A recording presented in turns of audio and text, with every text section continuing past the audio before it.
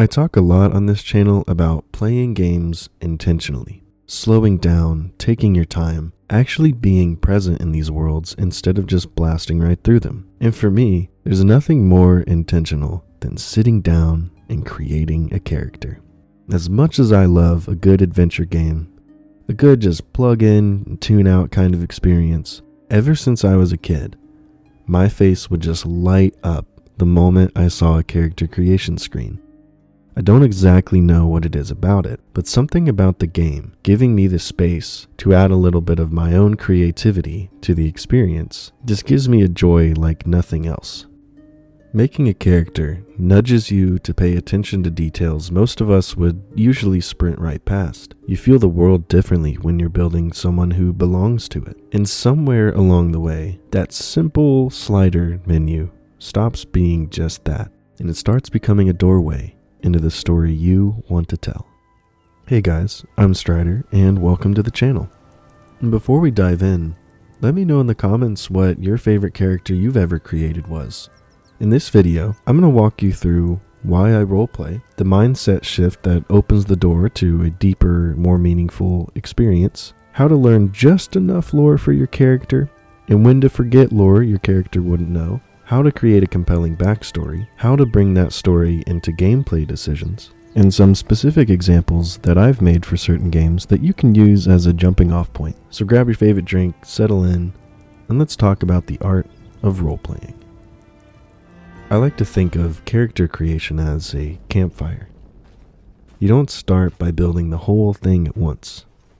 You start with one spark. For me, that spark is almost always a theme. Maybe it's a wandering ranger who carries too much of the past in their eyes. Maybe it's a scholar who got lost in ancient ruins and never quite came back the same. Maybe it's a street rat turned reluctant hero. Maybe it's a tired veteran looking for redemption. Whatever it is, that spark doesn't usually start with stats or class or the optimal build. For me, it starts with intention. So the outside-in approach for me is start with the mood. Shape out a silhouette or aesthetic. Then fill in the details. And from that mood, you let the character introduce themselves to you. Maybe you see them adorned in wolf pelts. Maybe their hands are stained with ink and charcoal from hours spent studying. Maybe they've got scars that hint at a story they're not exactly ready to tell. Pick something that excites you, even if it's simple. This is where the character first becomes your character. Sometimes to roleplay, you need to learn some lore. And sometimes you need to forget everything you know. Just because you know the dragon shouts, just because you know the plot twists, doesn't mean your character does. And that changes a lot. One of my favorite role-playing angles is this. Let the character be wrong sometimes. It can be really interesting to let your character believe myths, rumors, half-truths, or whatever the villagers mutter over tankards. It can be interesting if they avoid a faction simply because they heard whispers about it. It can be cool if they misinterpret prophecies. Maybe they can be wary of magic because their hometown healer really messed up once. It makes the world feel imperfect, mysterious, and alive. So some practical tips.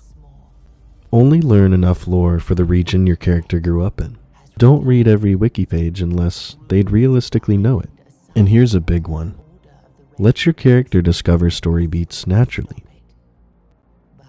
Avoid Googling optimal builds until your character would know what they're doing.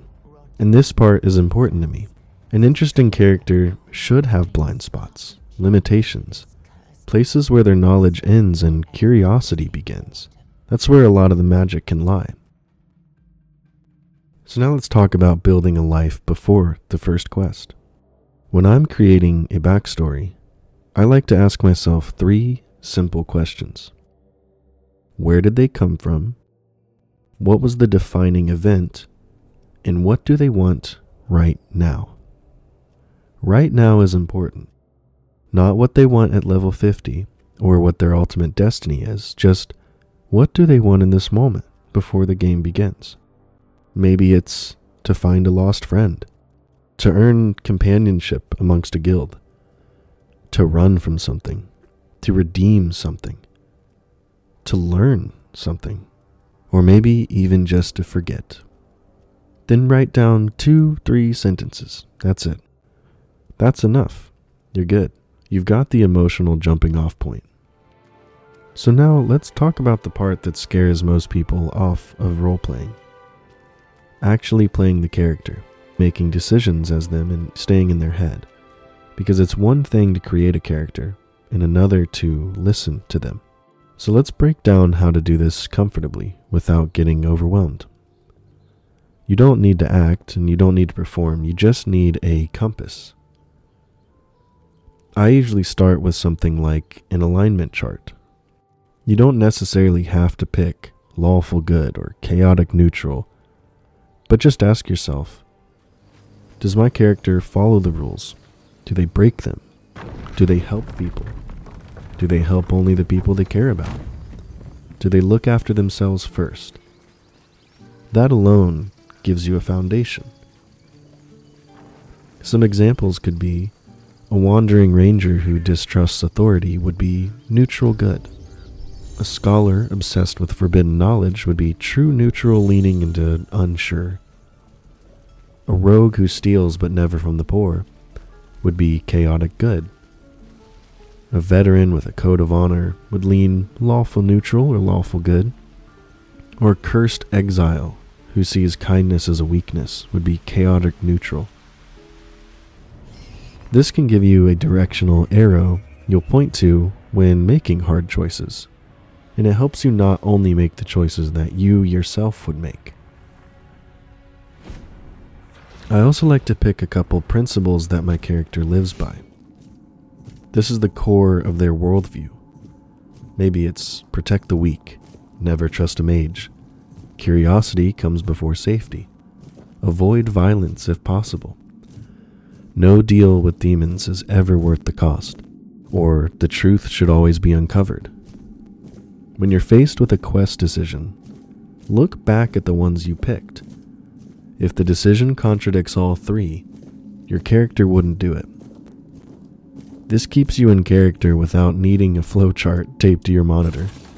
Next, define who they help and who they don't.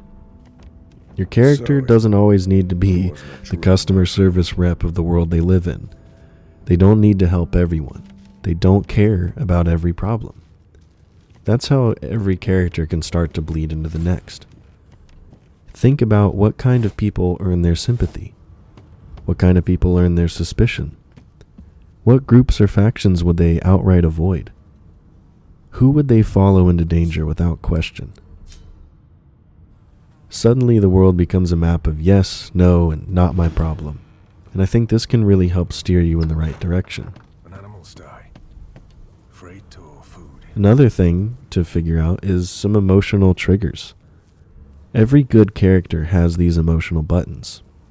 Think of 2 or 3 things that makes them angry, makes them afraid, makes them sentimental, and what makes them reckless.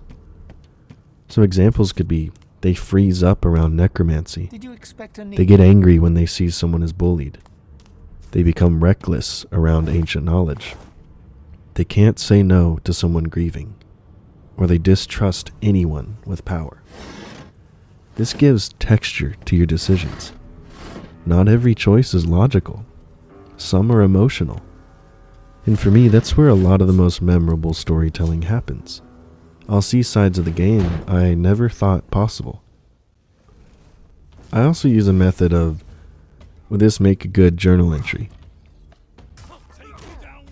Even if I don't write anything down, a lot of the times before I make a big decision, or even before I go somewhere, I think, if this were written in my character's journal tonight, would it make sense that they would be doing this?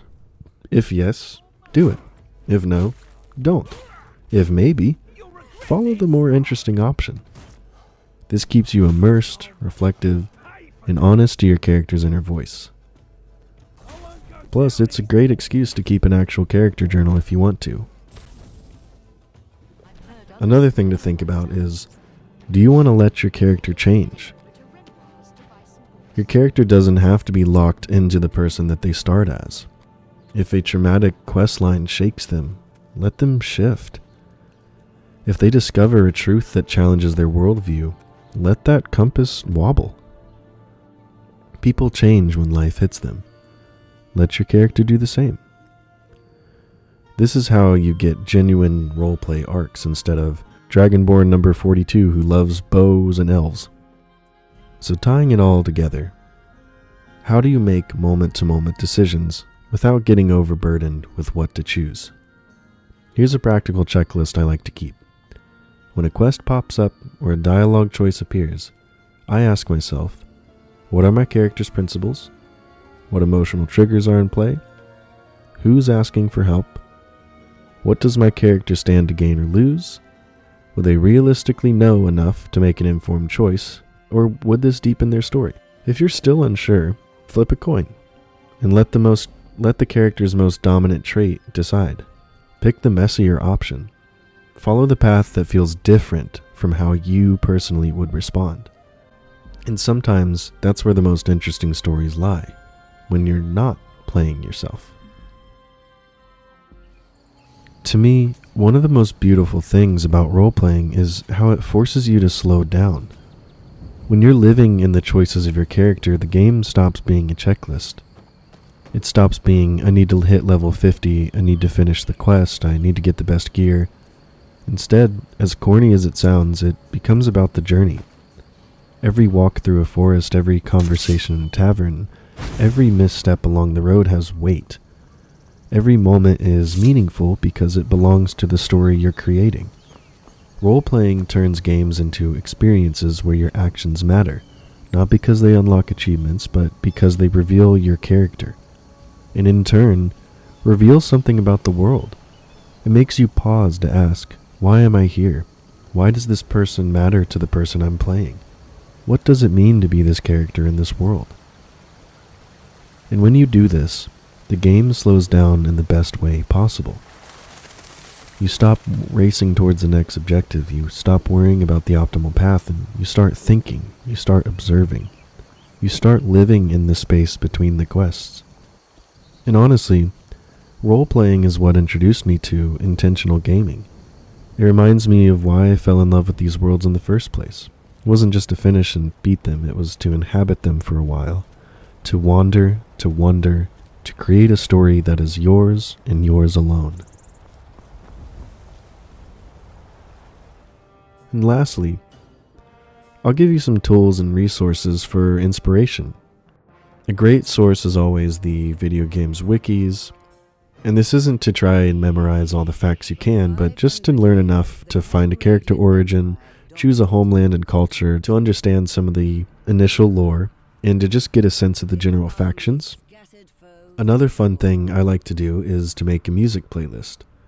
Anything that sets the vibe, Nordic ambient music for Skyrim, medieval lute and tavern music for Oblivion, dark orchestral and chorale for Elden Ring, emotional character-driven scores for Baldur's Gate 3. And a lot of times I find just the loops on YouTube of the 10-hour long video game soundtracks, and I put those on while brainstorming.